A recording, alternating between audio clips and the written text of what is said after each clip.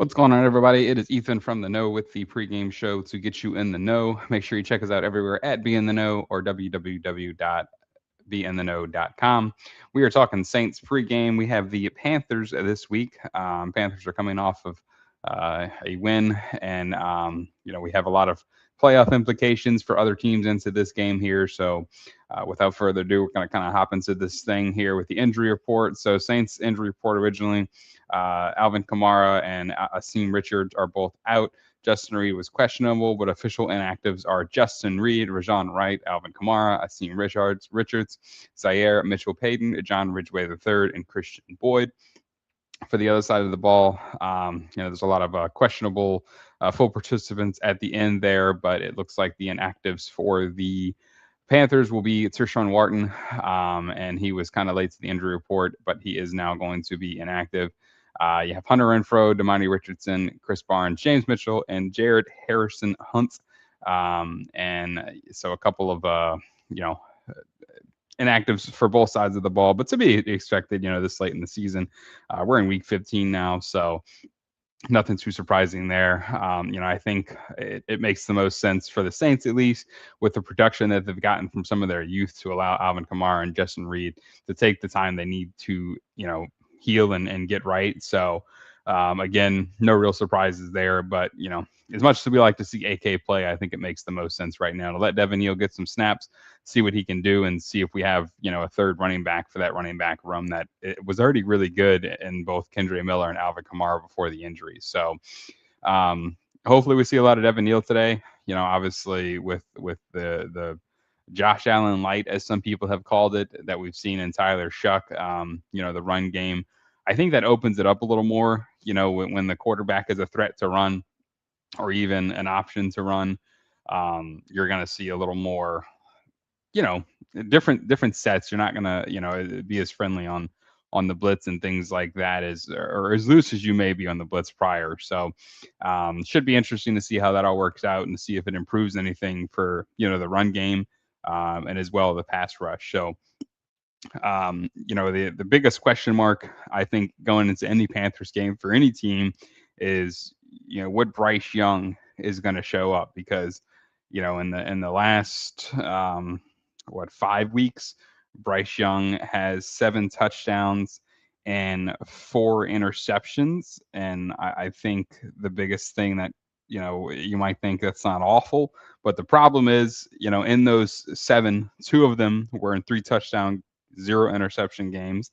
And then the other 3 games were 4 interceptions and 1 touchdown. So, it's the biggest thing there, is what Bryce Young is going to show tonight, or today, rather, 3:25 kickoff.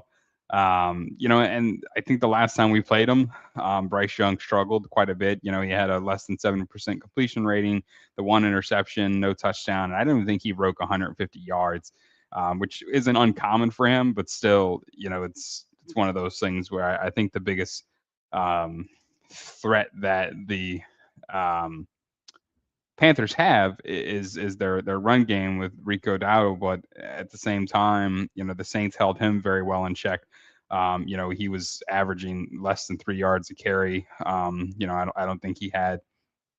He may have surpassed 50 yards, but he didn't have the typical game that a lot of folks. He had a 200-yard game, a couple of 100-yard games.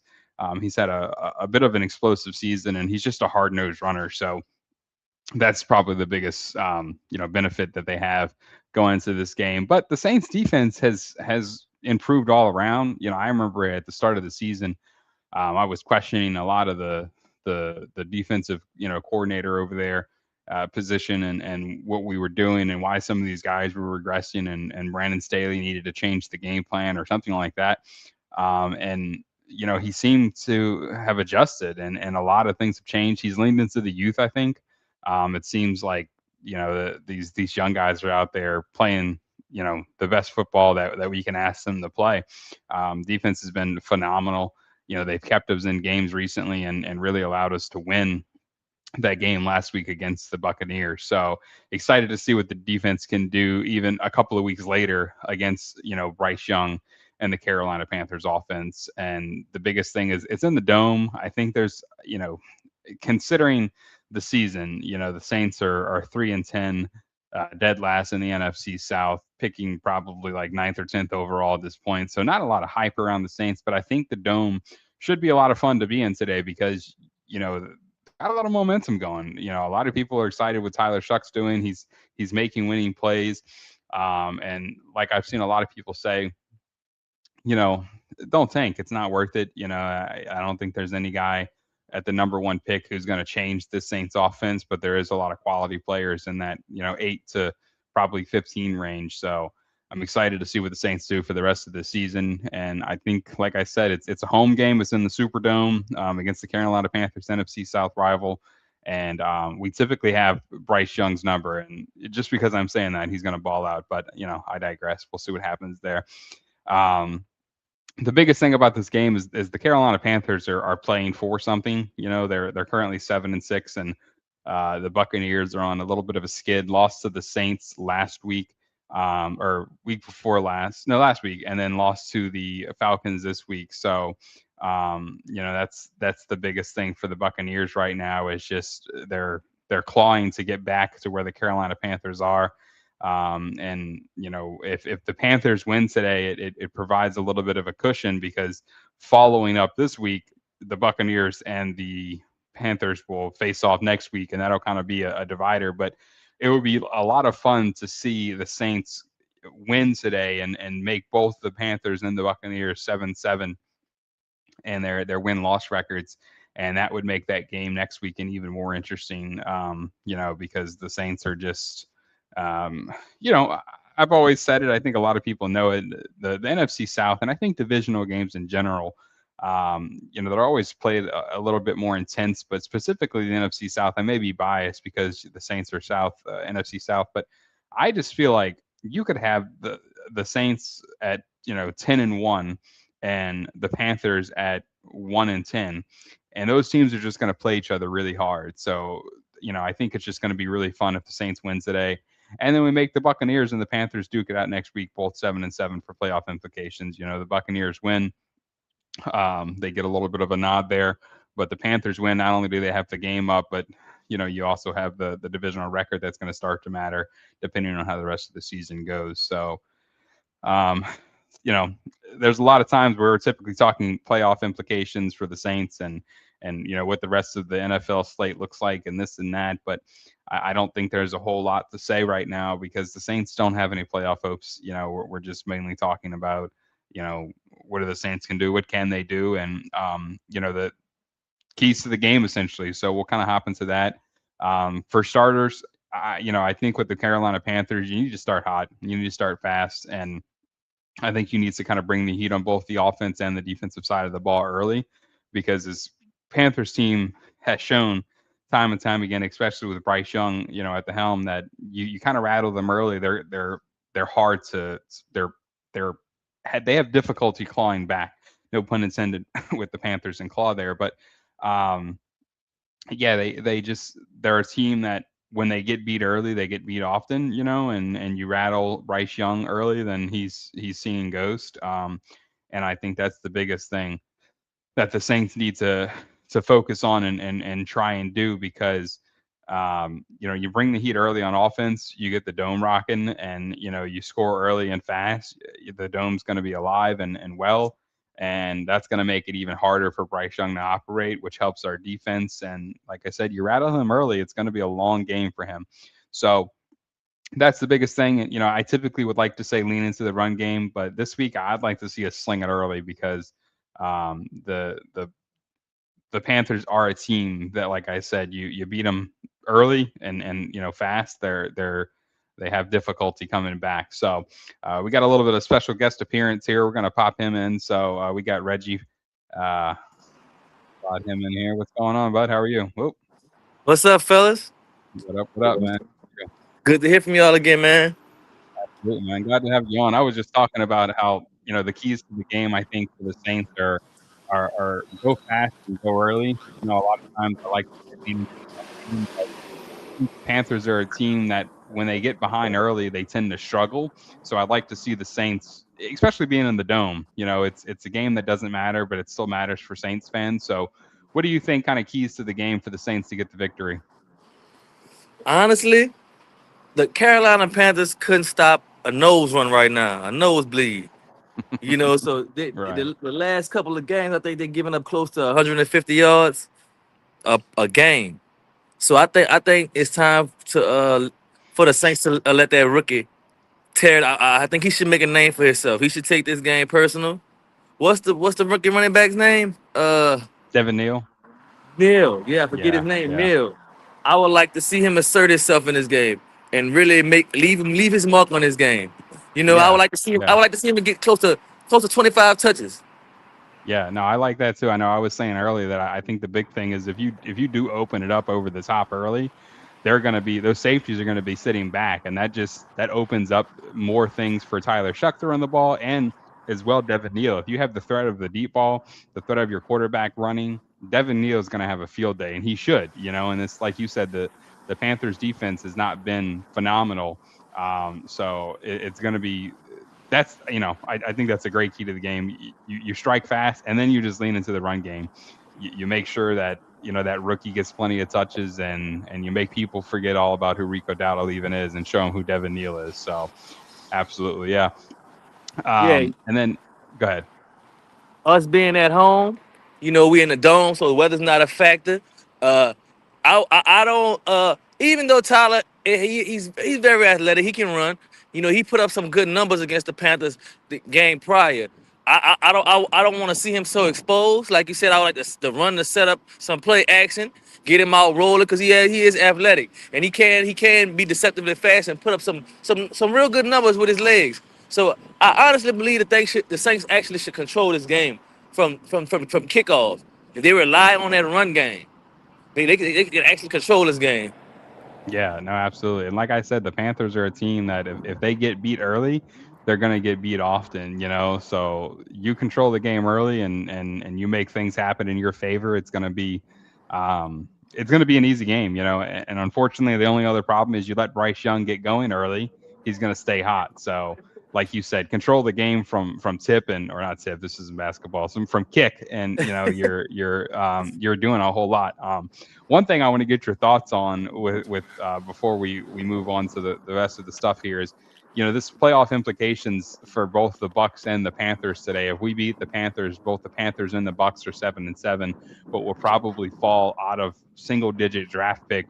What do you think's more important to Saints fan, a top 10 draft pick or making the NFC South lives miserable? Oh, Look, there he is. yeah, sorry about that, brother. I'm on my Oh, you're way good. to the game. Actually, There we go. There we go. I always walk with the people. I always park the car and walk with the Yeah. people. Championship Square. I'm on my way. I'm actually grabbing me something down here from the shop before I go. But Nice. uh, honestly, in general, you always want a victory, man. Right. You always want a victory. You always want Yep. a victory on Sunday in New Orleans. You don't want to Yep. come out here and stink it up, especially against a division rival. And we Exactly. have Yep. we have a chance to play spoiler alert. I think it was Chase Young said you come to New Orleans for your playoff dreams to die.